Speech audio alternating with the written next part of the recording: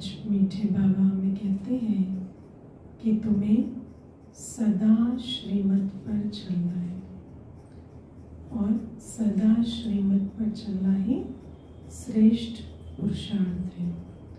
उसी से आत्मा का दीपक जगता है।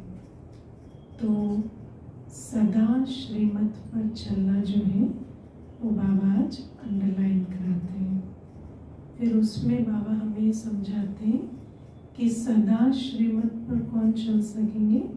जो बलिहार हुए हैं, जो कुर्बान हुए हैं ना? और जो सदा श्रीमत पर चलेंगे वो ही बेहद के पवित्र बनेंगे।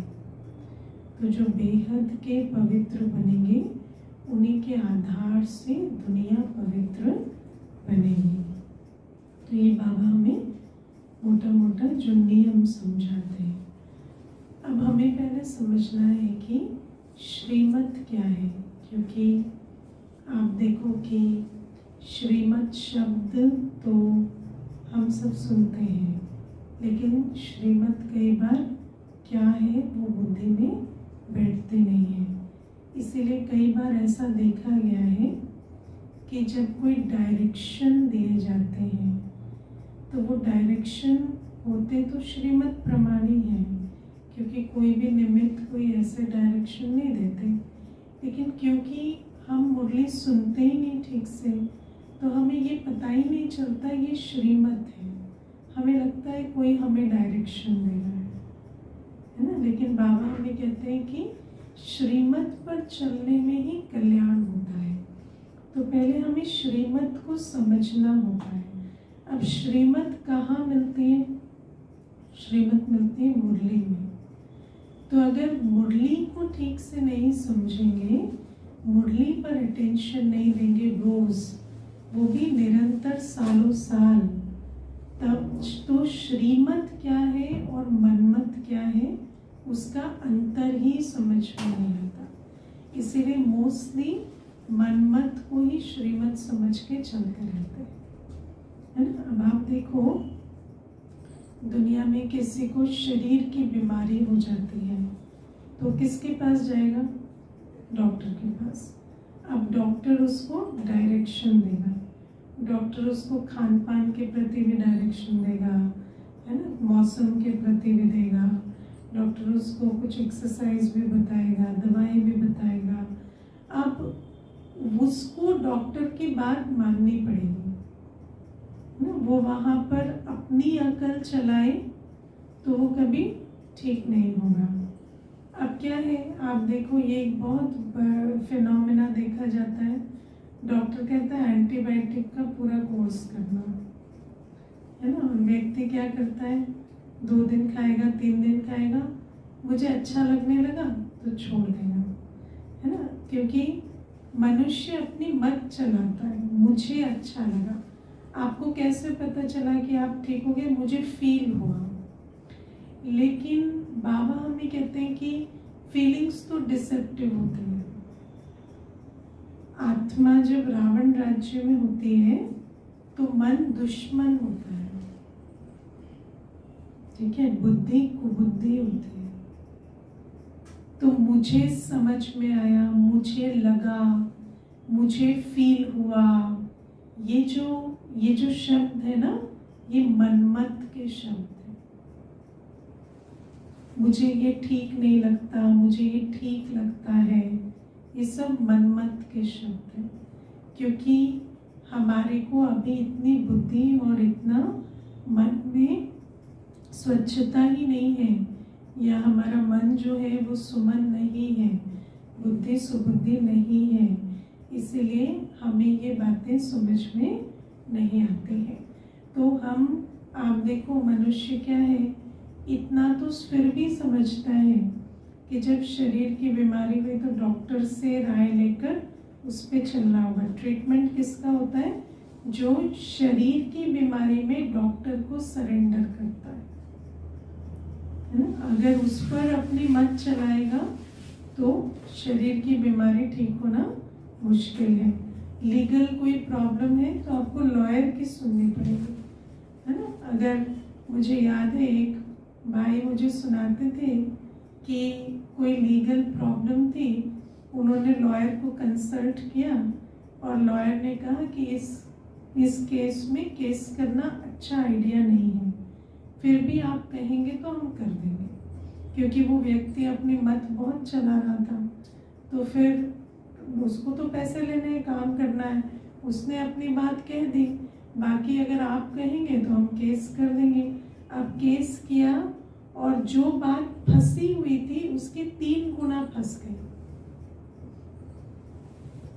है ना। तो लॉयर कहता है कि अब लॉयर को कहा कि ये केस तो गड़बड़ हो गया, तो लॉयर ने कहा आप बड़े लॉयर हैं, आप बताइए क्या करना है इस केस में।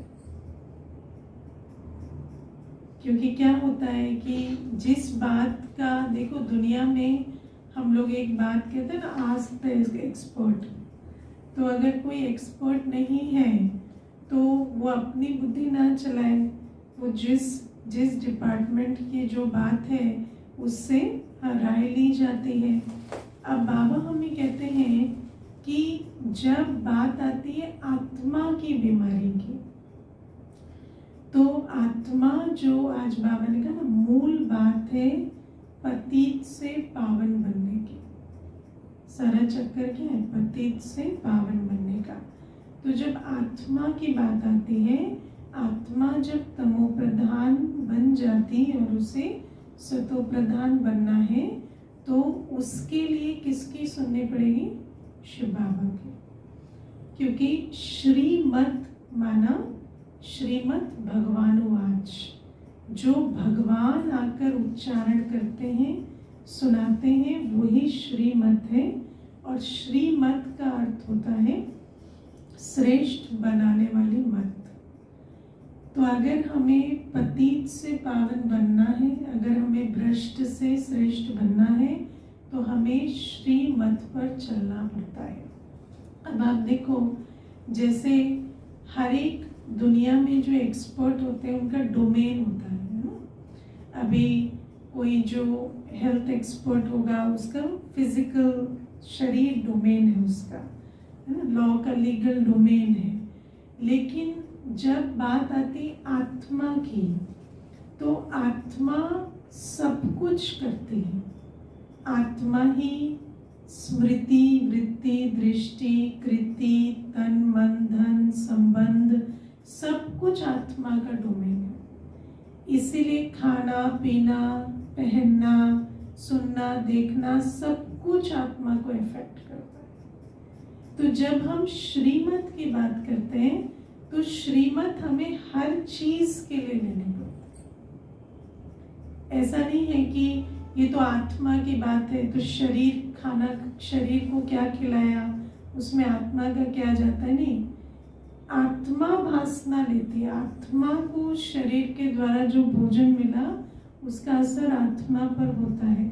इसलिए जब हम ज्ञान लेते हैं तो हमें ये बात समझ में आती है कि मैं आत्मा हूँ, मेरा शरीर है, और जो भी कुछ शरीर के द्वारा हम करते हैं, डायरेक्टली या फिर, है ना, कर्म के थ्रू या संबंध संपर्क में आते हुए या धन का उपयोग प्रयोग, सब कुछ मैं आत्मा करती हूँ। और हर कर्म का जो लेप छेप है वो आत्मा पर लगता है। इसलिए जब हम श्रीमत की बात करते हैं तो श्रीमत कोई एक एरिया ऑफ लाइफ के लिए नहीं होती, श्रीमत हमारी हर चीज के लिए होती है। इसीलिए बाबा हर चीज के लिए श्रीमत देते हैं, हर एस्पेक्ट ऑफ लाइफ, है ना। अब दूसरी बात है, जैसे दुनिया में आप डॉक्टर ढूंढना चाहते हैं, तो आप डॉक्टर कैसे ढूंढते हैं?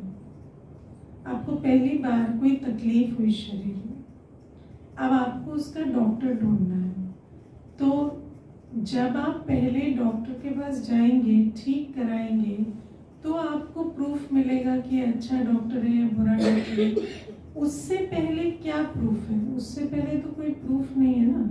उससे पहले तो आप पता करते हैं, है ना, 5 लोग कहते हैं ये डॉक्टर अच्छा है, इनसे मेरा ट्रीटमेंट अच्छा हुआ, तो उस आधार से आप जाते हैं और ट्रीटमेंट कराते हैं।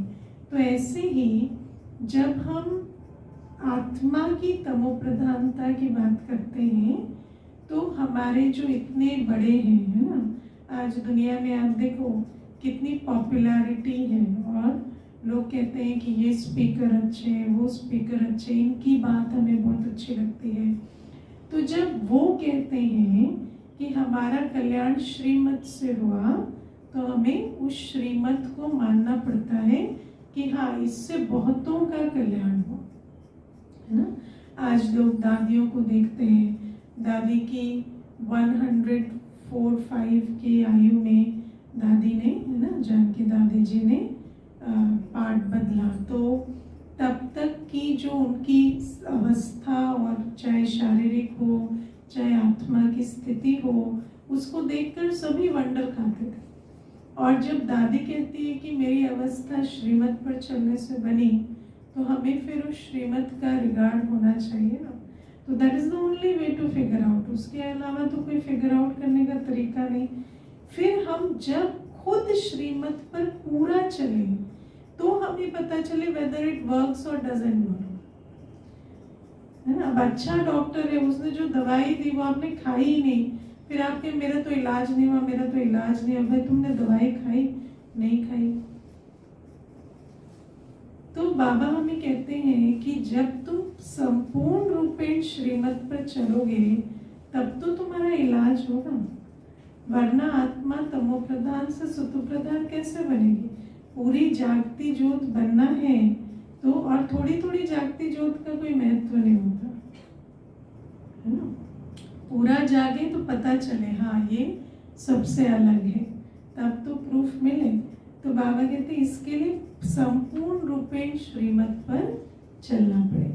अब बाबा हमें जो श्रीमत देते हैं वो बहुत वास्ट है, क्योंकि रोज मुरली में जो भी कुछ आता है वो गॉडली डायरेक्शन है, वो श्रीमत है, ठीक है।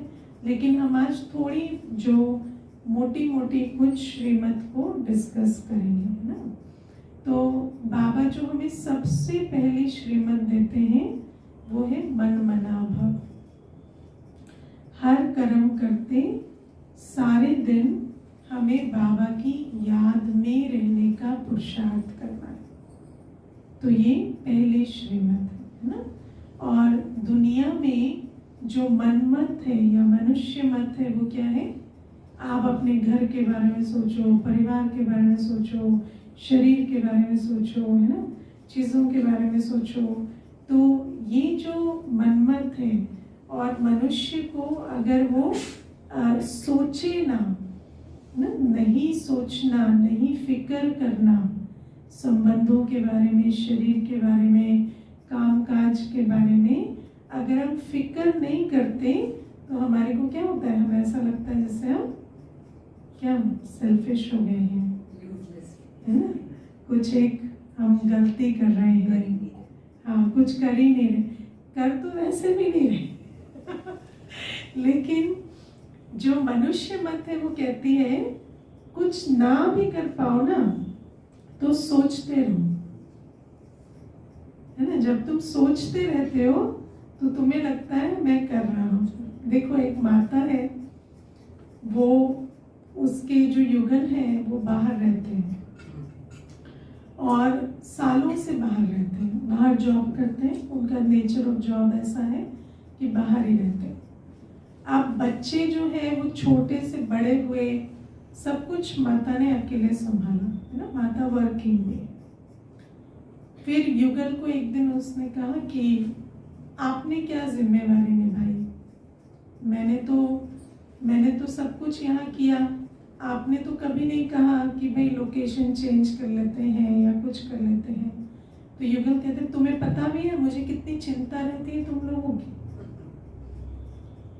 है ना। तो माता कहती अच्छा, तो मतलब हमने सब कुछ किया और आपने चिंता की, वो बराबर है। तो कहते बीपी तुम्हें थोड़ी हुआ, मुझे हुआ। मैं दूर रहता हूँ तो क्या, मुझे जितनी चिंता रहती है उतनी तुम्हें भी नहीं है, तुम्हारे तो आंखों के सामने है, तुम्हें तो बस काम किया खत्म हो गया, मेरी चिंता तो 24 घंटे की है ना। तो अब माता मुझे कहती है दीदी उन्होंने जिस कॉन्फिडेंस से मुझे कहा ना, मुझे ऐसा लगा कि वाकई में सच तो नहीं कह रहे कि मैंने तो क्या ही किया तो इन्होंने सारे दिन रात चिंता की। तो अभी क्या है कि मनुष्य को जो सबसे बड़ी उसकी ड्यूटी है, आज आप देखो मनुष्य कुर्सी पे बैठे बैठे, वो भी तकिया अच्छे से सेट करके, वर्ल्ड अफेयर्स, नेशनल प्रॉब्लम्स, जितने भी क्राइम, एट्रोसिटीज है ना, क्लाइमेट चेंज, सबके बारे में चिंता कर रहा है। और बाय डूइंग दैट उसको लगता है मैं एक अच्छा देश का सिटीजन भी हूँ, मैं एक वर्ल्ड सिटीजन भी अच्छा हूँ, मैं एक अच्छा सोसाइटी का मेंबर भी हूँ। तो ये जो हमने एक मनुष्य मत जो है ये बहुत पक्की है कि कुछ नहीं करो, चिंता करो। और बाबा हमें क्या कहते हैं, या तो करो या मुझे याद करो, है ना। जो भी आप काम करते हो करो, और करते हुए भी मुझे याद करो, और बाकी समय जब तुम कुछ कर नहीं रहे प्रैक्टिकली तो मुझे याद करो। और बाबा हमें कहते हैं ये तुम्हारा सर्विस टू ह्यूमैनिटी है ना। और मैंने एक बार एक बहुत अच्छा एक शॉप में ऐसे लिखा हुआ था बड़ा बड़ा, डोंट थिंक, तो मुझे वो बहुत अच्छा लगा। तो वो कहते सबसे बड़ा मैसेज क्या है, डोंट थिंक। क्योंकि हमारा ये जो सारा सोच का जो चक्कर है ना, ये काउंटर प्रोडक्टिव है। हम जिस चीज़ के बारे में सोच रहे हैं उसको बिगाड़ रहे हैं, क्योंकि हमारी सोच की क्वालिटी इतनी नेगेटिव है। तो बाबा हमें सबसे पहले श्रीमत देते हैं, मुझे याद करो, है ना, और सिर्फ मुझे याद करो। तुम्हें किसी देहधारी, किसी वस्तु, किसी परिस्थिति के बारे में सोचना नहीं। तुम्हें जो काम मिला है वो करो और तुम मुझे याद करो, ठीक है। तो ये बाबा हमें कहते हैं। फिर बाबा हमें दूसरी जो श्रीमत देते हैं वो है स्मृति के प्रति, है ना। मूल श्रीमत है स्मृति के प्रति। जब भी हमारी जो स्मृति है, हमारी जो मेमोरी है, जो रिकॉर्डिंग है, उसमें मुझे किसी भी आत्मा के बारे में, उसके साथ जो मेरे अनुभव रहे, उसके साथ जो मेरी, है ना, जो भी पीछे कड़वे खट्टे जो भी अनुभव रहे या अच्छे भी रहे, है ना, कोई किसी के साथ बहुत अच्छे अनुभव रहे, या किसी के साथ हमारा जो संबंध के आधार से जो भी एक्सचेंज रहा, मुझे कुछ भी अवेयरनेस में नहीं रखना। मुझे बस जब मैं संबंध संपर्क में आऊँ, मुझे सिर्फ ये एक आत्मा है इतना याद रहे। मुझे कोई पीछे की बात याद ना रहे। मुझे हर एक आत्मा के साथ जब हम मिलते हैं, इंटरेक्ट करते हैं, तो क्लीन स्लेट की तरह करें। हमेशा हमारा इंटरेक्शन जो है वो जैसे आप पहली बार मिल रहे हैं ऐसा होना चाहिए। आप पहली बार जब मिलते हैं फीलिंग्स प्योर होती है ना, वो भी अगर बॉडी कॉन्शियस नहीं है। और जैसे जैसे आप मिलते चले जाते हैं तो वो मेमोरी आप कैरी करते हैं। तो बाबा भी कहते हैं हर एक आत्मा को आत्मिक दृष्टि से देखना। ये कौन है? ये एक आत्मा है, और इसने जो भी पीछे किया वो सिर्फ संस्कार है, उसके विस्तार में मुझे नहीं जाना। मैं उसके संस्कारों से दोबारा नहीं मिल रहा, मैं तो आत्मा से मिल रहा हूँ। हाँ, दिस इज पॉसिबल। गुण तो याद कर सकते हैं। हाँ, उनके अच्छे गुण तो याद कर सकते हैं। अच्छे गुण याद करेंगे तो इम्प्रेस होंगे। क्यों इम्प्रेस होगा? किसी के अच्छा बुरा कुछ भी आपको याद नहीं है ना। याद मतलब ऐसे मेमोरी डिलीट नहीं हो जाएगी, लेकिन उसको अवेयरनेस में नहीं रखना। हाँ, उसको बुद्धि में रख के कर्म में नहीं है ना। और उसके लिए क्या करना होता है? सबसे पहले जब भी किसी आत्मा के साथ हमारा इंटरेक्शन होता है तो इंटरेक्शन खत्म हुआ, आप स्लेट को क्लीन कर दो। जो उस मोमेंट में जो भी बात हुई, जो भी चीज हुई, जो भी एक्सचेंज हुआ, उसको आप फिर सोचो नहीं, क्योंकि जितना आप सोचेंगे उतना वो स्मृति का हिस्सा बनता जाए। तो किसी भी देहधारी, किसी भी परिस्थिति आई, आपने परिस्थिति में जो करना था वो किया, उसके बाद आप मनमना भाव हो जाओ। आपको परिस्थिति के बारे में सोचना नहीं है ना। हमारी सबसे बड़ी प्रॉब्लम क्या है? Mind thinks by association.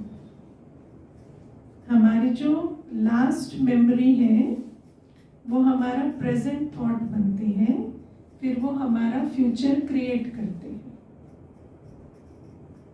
जो हमारी पास्ट मेमोरी है किसी भी सिचुएशन की, किसी भी एटमॉस्फेयर की, किसी भी आत्मा की, वो हमारी स्मृति में जब रहती है तो वो हमारी प्रेजेंट वृत्ति और दृष्टि को कलर करती है। फिर हम जब उस आधार से कर्म करते हैं तो उसका जो भविष्य पर इम्पैक्ट होता है वो फिर हमें झेलना पड़ता है।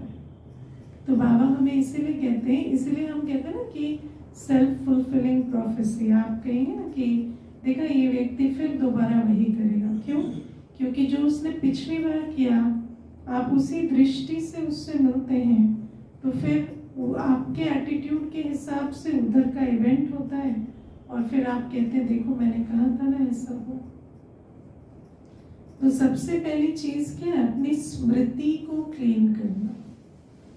कोई भी सिचुएशन आई गई है ना, किसी आत्मा के साथ आपका कोई एक्सचेंज रहा, फिर अपने आप को क्लीन कर दो। ये ड्रामा में पार्ट था, ये ड्रामा में उस समय का पार्ट था। जैसे ड्रामा आप देखने जाते हैं तो अभी जो गले लग रहे थे वो नेक्स्ट सीन में फाइट करते हैं, फिर गले लग जाते हैं। तो ड्रामा जैसे सीन बाय सीन बदलता है, ऐसे ड्रामा में वो पार्ट तब था। इसका मतलब ये नहीं है ऐसा ही हमेशा रहता है। तो बाबा हमें स्मृति के प्रति ये बहुत, बाबा हमें हमेशा कहते हैं हर एक को आत्मिक आत्मा समझकर, भाई भाई समझकर। भाई भाई हम कहाँ हैं? परम धाम में। तो भाई भाई की स्मृति रखना मतलब क्या होता है? वैसे तो भाई बहन है ना।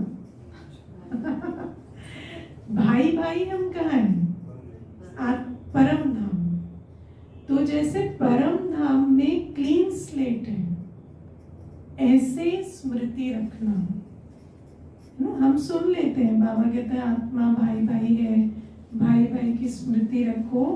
लेकिन भाई भाई की स्मृति रखना मतलब जैसे आत्मा परम धाम में, उसका किसी के लिए कोई थॉट थोड़ी चलता है, उसको कोई मेमोरी थोड़ी होती है ये फला है, ऐसा है, ये यहाँ रहता है, ऐसा करता है, ये इसका नेचर ऐसा है, ऐसी कोई स्मृति नहीं।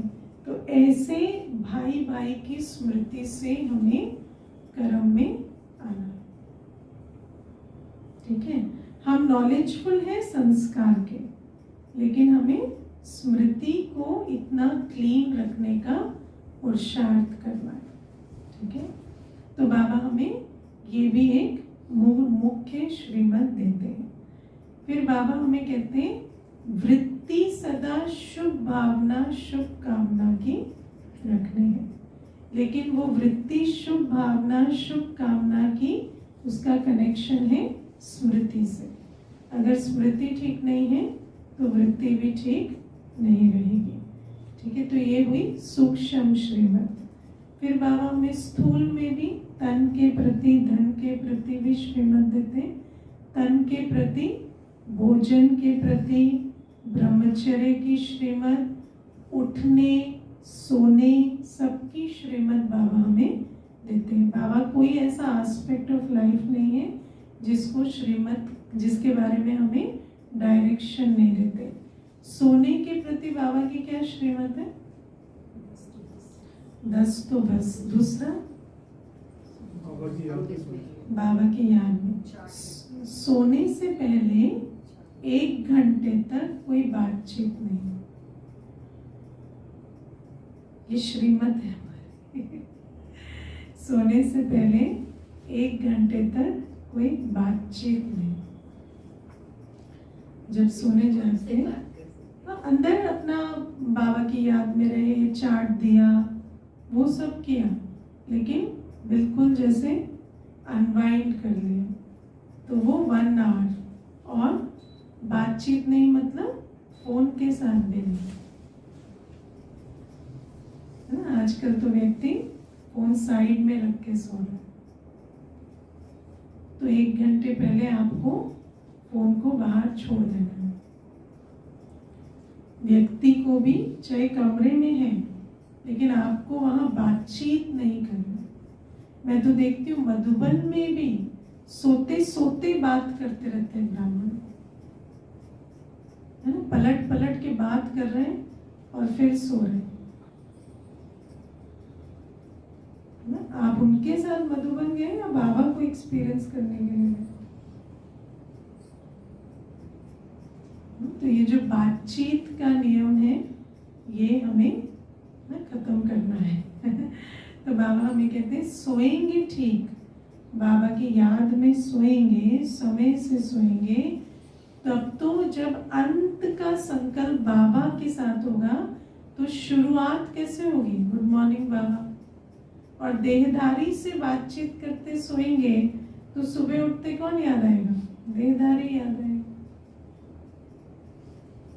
तो सबसे पहले तो सोना विधिवत बहुत आवश्यक। मेजॉरिटी जो अमृत वेला नहीं उठ पाते, उसका कारण होता है सोने की विधि ठीक नहीं है ना। जैसे अंत मते सोगति है, तो अगर अंत ठीक नहीं है तो आदि कैसे ठीक होगा?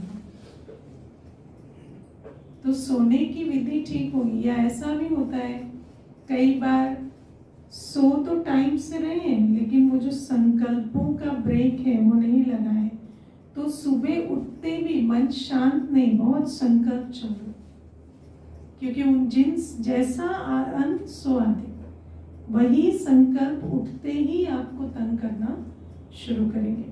क्योंकि सोना इज लाइक अ ब्रेक, है ना। ब्रेक के बाद फिर वहां से कंटिन्यू हो जाता है। तो इसलिए ये बहुत इम्पोर्टेंट श्रीमत है। और उठते ही अच्छी बाबा की याद, और जिसका अमृत वेला में, अमृत वेले जो बाबा से शक्ति गुण समा लेते हैं, उनको सारे दिन ज्यादा मेहनत नहीं करनी पड़ती। तो अमृत वेला पावरफुल हो। अमृत वेले में हम बाबा से योग के आधार से अच्छी भरपूर अवस्था बनाए, इस पर अटेंशन देना है। फिर मुरली सुनना सुबह, है ना, आफ्टर अमृत वेला।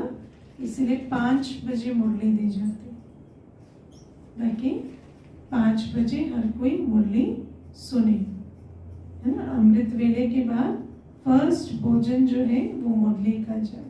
कुछ और सुनने पढ़ने से पहले हमारी बुद्धि में आज की मुरली हो, और फिर रिसेप्शन भी अच्छा होता है बुद्धि का।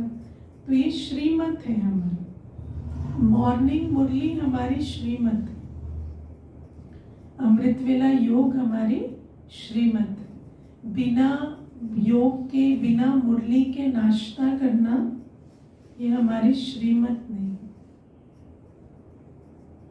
ना। तो ये हमें अटेंशन देना है। मधुबन का टाइम टेबल क्या है? योग हुआ, मुरली हुई, फिर नाश्ता। तो वही टाइम टेबल फॉलो करना है।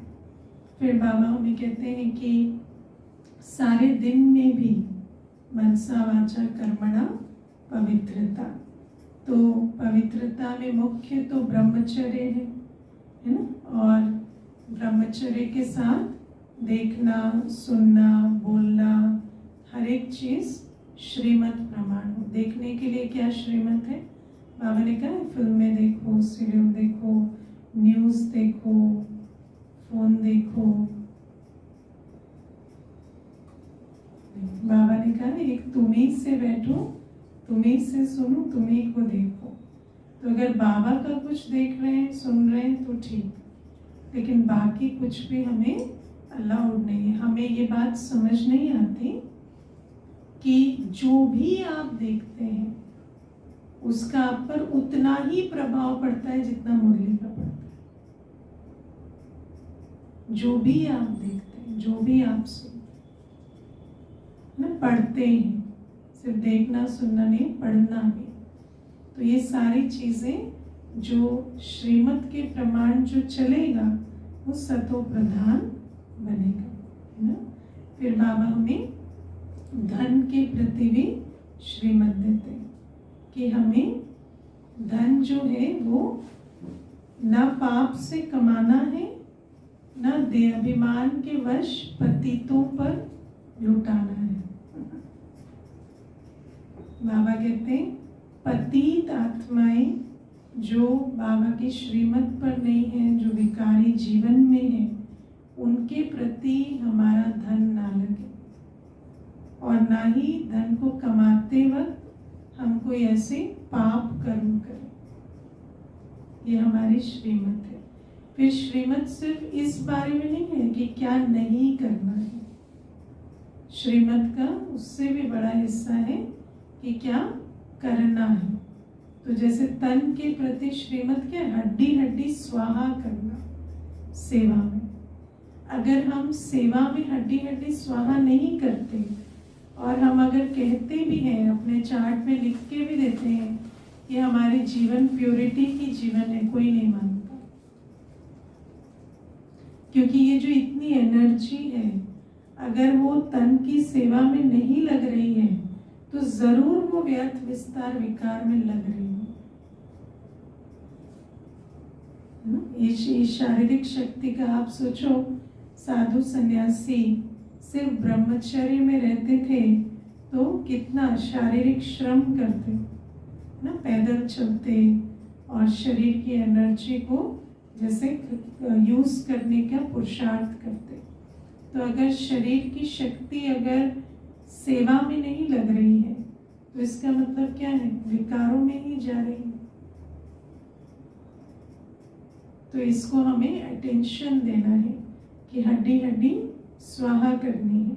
हाँ, कई बार ऐसा भी हो सकता है कि आपका कॉन्टेक्स्ट लौकिक घर का है, लेकिन फिर भी वो देखना है कि स्वार्थ अर्थ, मोह अर्थ या सेवा अर्थ कैसे हम शरीर की एनर्जी को लगा रहे हैं, क्योंकि जहाँ तन मन धन लगेगा वहाँ बुद्धि उग जाएगा है ना। तो ये भी देखना है। फिर बाबा कहते हैं मन को तो मन मनाभव करना है और धन को भी यज्ञ सेवा में सफल करना है। हमारा एक भी कड़ा धन वेस्ट ना हो। वेस्ट माना क्या होता है, जो कार्य में नहीं लगा वो वेस्ट हुआ। वेस्ट माना सिर्फ वो नहीं होता जहाँ नहीं लगना चाहिए वहां लगा, जो कार्य में नहीं लगा वो वेस्ट हो गया। तो बाबा हमें ये भी श्रीमत देते हैं। तो बाबा इस प्रकार से हमें अनेकों श्रीमत देते हैं। अब देखो, बाबा श्रीमत के साथ साथ हमें कायदे भी बताते हैं। जैसे आज बाबा ने कायदा बताया कि जो मित्र संबंधी हैं, है ना, कोई सेंटर के अंदर रहता है तो भी मित्र संबंधी आते हैं, क्योंकि सेंटर पर तो अलाउड है पतितों को लेकिन जब कोई मधुबन में रहते हैं, वो भी पांडव भवन में, स्पेशली पांडव भवन में कभी नयों के प्रोग्राम्स नहीं होते, है ना। तो बाबा कहते हैं कि वहाँ कोई पतित अलाउड नहीं है। तो ऐसा नहीं कि बीमार हुए तो मित्र संबंधी देखने आए, वो कायदा नहीं है वहाँ, है ना। तो बाबा हमें फिर ऐसे कई कायदे हैं। जैसे सेंटर पर जब आप जुड़ते हैं तो आपको कायदे बताए जाते हैं ना। जैसे कई बार एक कायदा बताया जाता है, ब्राह्मण आपस में भी निजी पर्सनल शेयरिंग, व्हाट्सएप ग्रुप, व्यावसायिक लेन देन, है ना। कोई किसी को प्रॉपर्टी बेच रहा है, सामान बेच रहा है, कोई खरीद रहा है, ये चीजें नहीं होनी चाहिए। कायदे होते हैं जो भी आप अपने जीवन में करते हैं ना। नहीं, कोई चीज़ हुई, कोई आपने चीज़ खरीदी की, वो सारी बातें सेंटर पर बताई जाती है ना। हमने अपना तन मन धन कहाँ लगाया वो बताया जाता है। ये रिपोर्टिंग भी कायदा होती है। तो बाबा हमें कायदे बताते हैं। अब बाबा हमें कहते हैं जो श्रीमत पर नहीं चलते, जो कायदे में नहीं चलते, उनके साथ क्या होता है, माया धोखा दे देती है। आपने कभी धोखा खाया है? धोखा खाने वाले की फीलिंग क्या होती है? शॉक। उसको पता ही नहीं चलता ये मेरे साथ हो कैसे गया, उसको पता ही नहीं चलता। और माया धोखा ऐसा देगी कि अंत में जब रिजल्ट निकलेगी ना तो कैसा होगा? शॉक।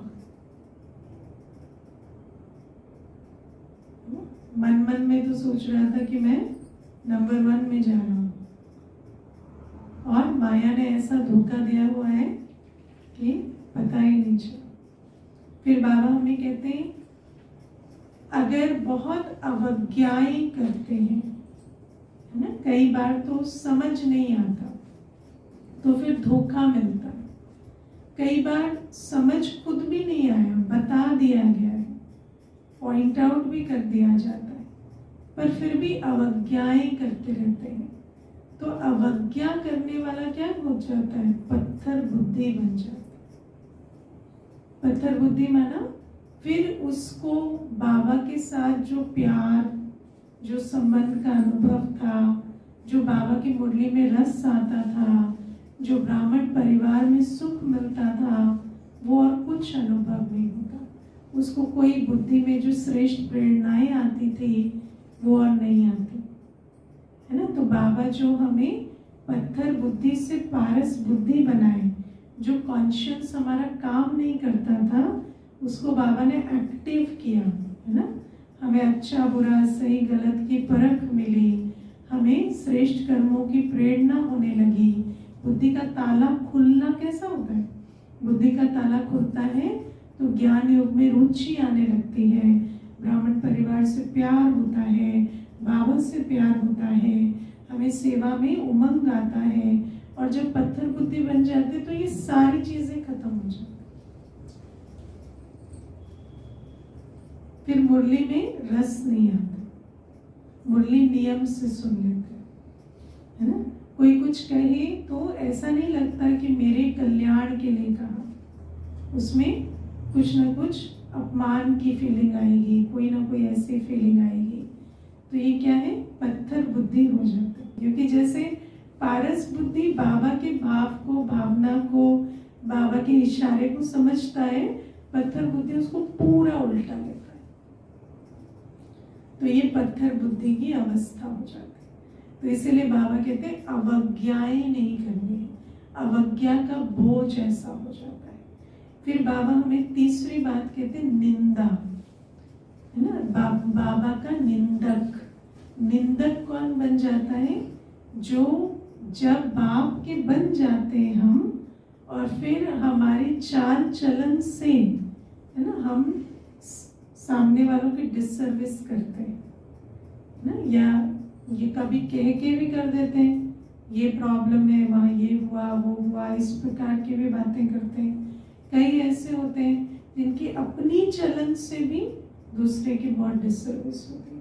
तो ऐसे जो बाप के निंदक बनते हैं, बाबा कहते हैं उनको कभी ठौर नहीं मिलता, माना वो और अधिकारी नहीं रहते सत्युग जाने के। लेकिन बाबा इसमें एक और बात आज बहुत अच्छे समझाते हैं, अहंकार। ये जो अहंकार है ना, आपको पता है अहंकारी को कब रियलाइज होता है मेरे से गलती हुई? जब वो सब कुछ खो देता है ना। दुनिया में कहते सब कुछ गवा के होश में आए तो क्या किया, लेकिन अहंकार की निशानी होती है, अहंकारी को कितना भी समझाए, कितना भी परिस्थितियां आ जाए, गिरावट हो जाए, लेकिन अहंकारी को नहीं समझ में आता कि मेरी गिरावट हो रही है, मेरा नुकसान हो रहा है। अहंकारी को लगता है नहीं मैं राइट हूँ, मैं जैसा सोच रहा हूँ, मैं जैसा फील कर रहा हूँ वो राइट है। लेकिन होश तो आएगा ना, कब आएगा? जब सब कुछ खो जाता है तब होश में आता है। और फिर क्या होता है? फिर एक ही चीज बचती है, जाके बर्तन मांजना। क्रोधी भी हो जाता हाँ, क्रोध के लिए भी समय नहीं रहेगा। जाएंगे सतयुग में और है ना, दास दासी और पता नहीं क्या क्या पद पाएंगे। तो बाबा कहते हैं इस प्रकार से हमें नहीं चलना। तो हमें श्रीमत को समझना है। मैं आपको आज बहुत छोटी छोटी श्रीमत समझा रही हूँ। श्रीमत तो हर दिन मुरली में आती है, और श्रीमत के साथ साथ कायदे भी हैं, है ना। जैसे हम लोग सेंटर पर बहनों को कहते हैं, छोटी बहनें आती हैं तो हम उनको कहते हैं लौकिक में सप्ताह में एक बार से ज्यादा बात नहीं करो। ये कायदा दिया जाता है, ये कोई मुरली में नहीं आता, लेकिन ये कायदा है। अगर उस कायदे को नहीं मानेंगे तो क्या होता? मोह के जाल में फंसते रहते हैं, है ना। और मनुष्य मन जो है वो इधर फिल्टर होती रहती है।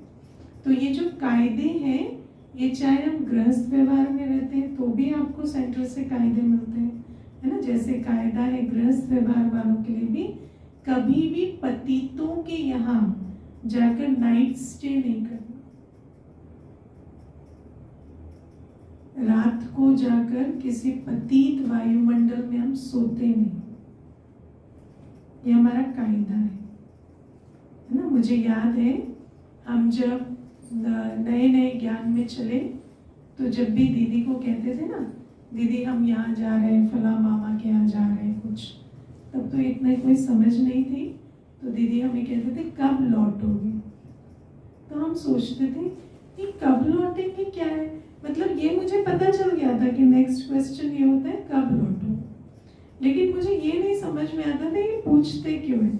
अब हम तो जाते ही सुबह से शाम थे, तो क्योंकि ऑफिस रहता था वो सब था, तो इसीलिए कभी वो बात उठी नहीं।